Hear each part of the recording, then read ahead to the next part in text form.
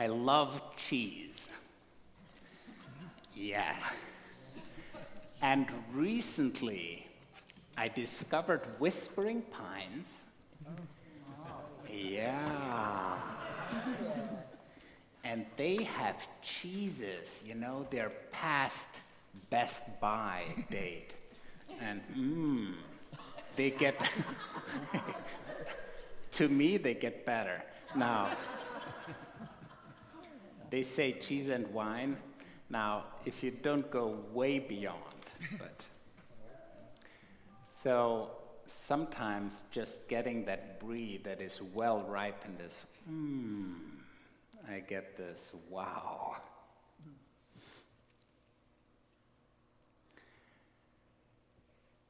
And that's the wow, that's the bliss for me, the small joys, And they're reflective of the big joy that I hope we all here or there experience in bits and pieces. Some out in the woods, some with cheese, some with whatever. That's one part of life, the bliss part. The other part is, it's rough, my friends. It's rough. Just heard about the niece of Jacob and Stacy Koch, Caitlin Thompson, 17 years old, a brain tumor. She cannot see anymore. They do testings. They do not know what else to do. So she's going through scans and probably biopsy and surgery and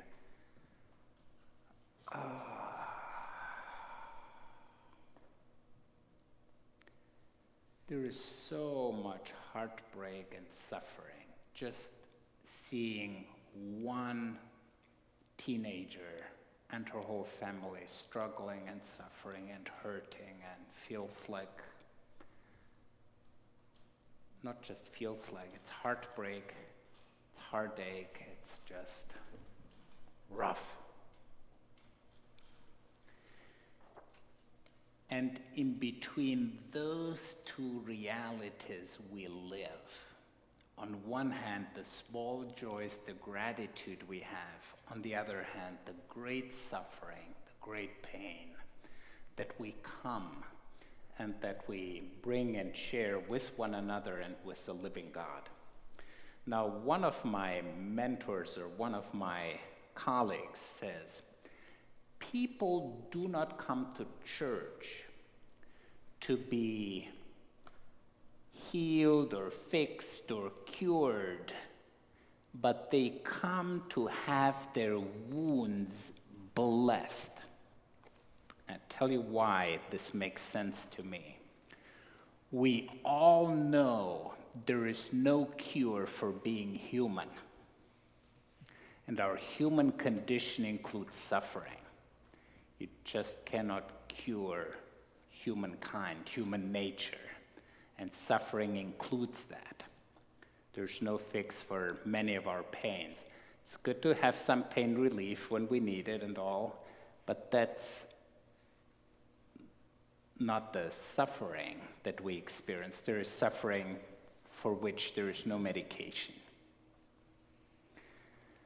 And to bring that and to come with that and present it and know that this Christ, this very Jesus, is not like the gods on Mount Olympus. They have, the Greek gods, they have a ball, but they're far away on Mount Olympus.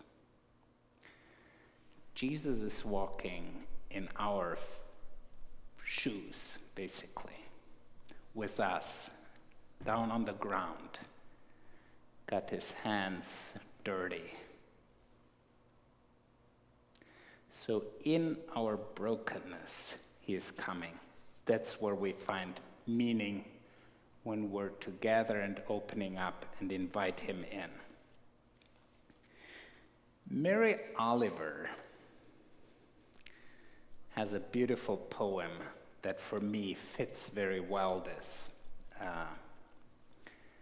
Summer day. Who made the world?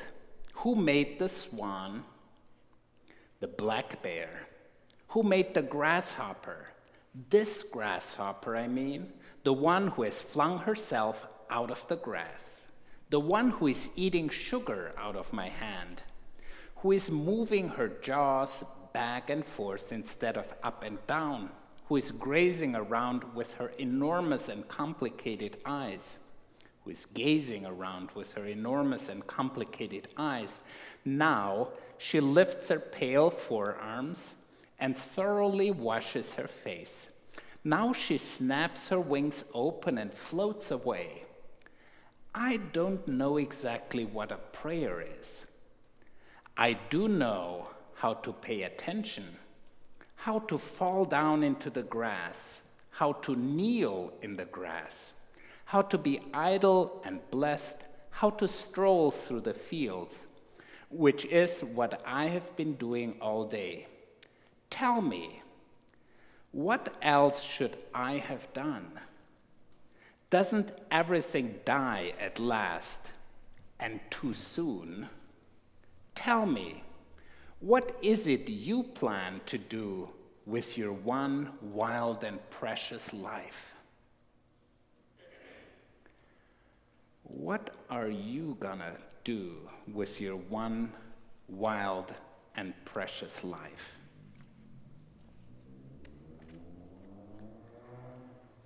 The invitation for Lent and on this Ash Wednesdays, not to run from the suffering, but to embrace it with Jesus, the one who says, my yoke is gentle, I'm walking with you. We're not on our own in it. Don't run from the suffering, but embrace it. I know it's so much easier said than done, isn't it?